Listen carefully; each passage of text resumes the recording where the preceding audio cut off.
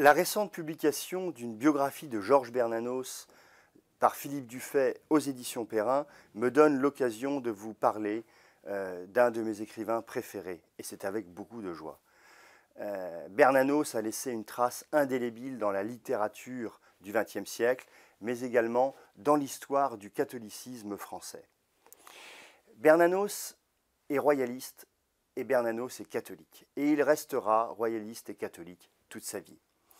Pour comprendre son itinéraire intellectuel, eh bien, il y a deux essais. Le premier, c'est La grande peur des bien-pensants, où derrière le portrait trop flatteur de l'écrivain nauséabond, antisémite Édouard Drummond, se cache, beaucoup plus intéressant, la critique d'une bourgeoisie française dévorée par son amour de la richesse.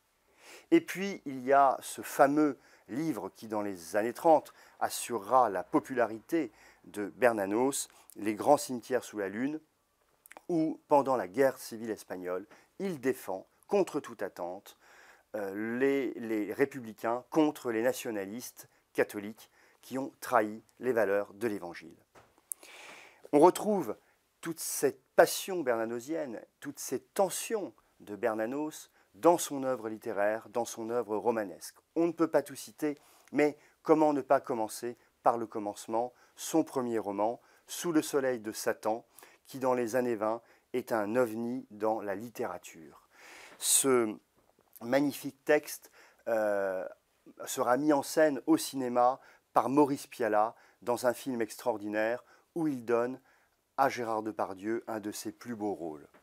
Et puis il y a aussi bien sûr Le journal d'un curé de campagne, texte intimiste absolument éblouissant qui va également être mis en scène au cinéma par l'immense Robert Bresson. Et puis comment ne pas citer évidemment La joie, parce que la littérature de Bernanos, c'est une littérature du combat spirituel, et dans La joie, on est vraiment au cœur de cette problématique. Et enfin, je voudrais finir dans l'œuvre romanesque par La nouvelle histoire du Mouchette, qui illustre combien, pour Bernanos, il y a une spiritualité de l'agonie, une spiritualité du Christ en croix, et ce texte incandescent nous le livre de manière absolument prodigieuse.